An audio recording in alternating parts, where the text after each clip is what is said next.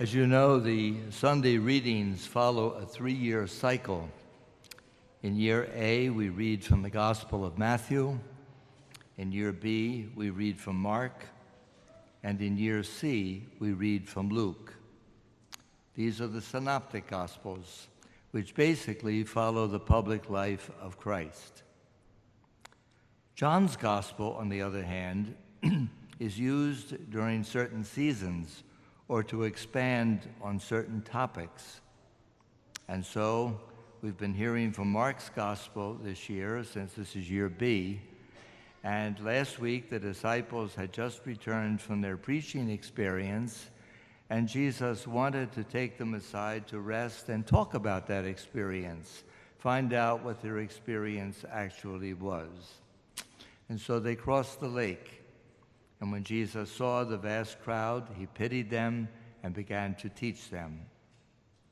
Today, however, and the next 4 Sundays, we will be expanding this scene with readings from John's Gospel, from a section of this Gospel known as the Bread of Life section.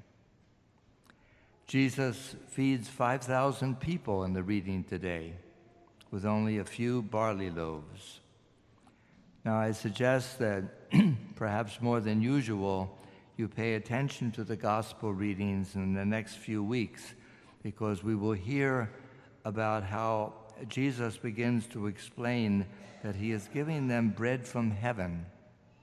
We would say the Eucharist. And so, as he's explaining this, he talks about the fact that Moses gave them manna to eat in the desert, but in actual fact, it was his Father that gave them the manna of the desert.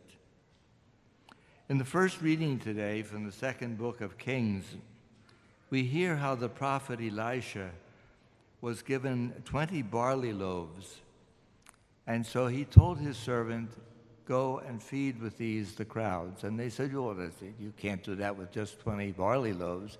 He says, "Go, feed them." And they went, and there was enough to feed 100 men. Now, both Elisha and Jesus, feeding so many with so little. One time I was I was speaking to a fellow who was a scientist. I think he used to teach. And one time he told me that the first act of creation, for believers anyway, was a mere puff of gas. I think he said hydrogen, but I'm not a scientist, so it may be a different type of gas. But he said a puff of hydrogen, and from that puff of hydrogen came all the creation that we see today. So much from so little. Today's lesson in the scripture readings is not about feeding, although perhaps that's part of it. It's more about faith. Strength out of weakness. Throughout the Bible, the history of mankind's relationship with God, whom does God choose to be his co-workers? The weak, old men like Abraham. He promises Abraham that he will be the father of a nation, and Abraham is an old man. He says, how can this happen? He took Joseph, who had been sold into Egypt as a slave, and who eventually became not the co-ruler of Pharaoh, but his chief assistant. God chooses the sterile. He chose Sarah, Abraham's wife, to be the mother, that would give birth to a child that would be the mother of that great nation. What did Jesus do? He chose the least apt for the job of going out to preach. Fishermen and tax collectors he sent out to preach the gospel.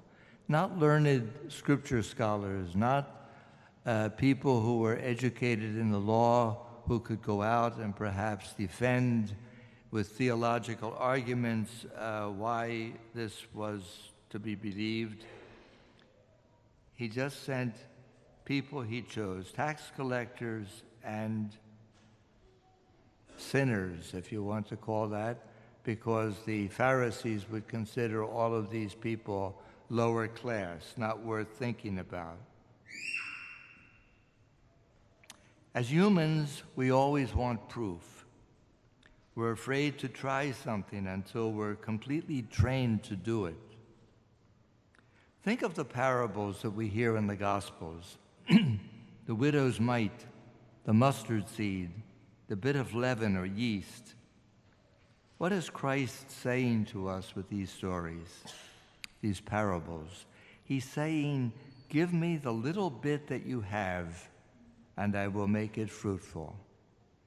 I don't expect a lot, but just give me the little bit that you have, and from that little bit, I will make something great. Sometimes we get in the way of our ability. We don't trust. But Jesus is saying to you and me, bring me your barley loaves and fish. Bring me your littleness. I created a world from nothing. Let me use your littleness to work wonders. Jesus is asking us to trust and to have faith.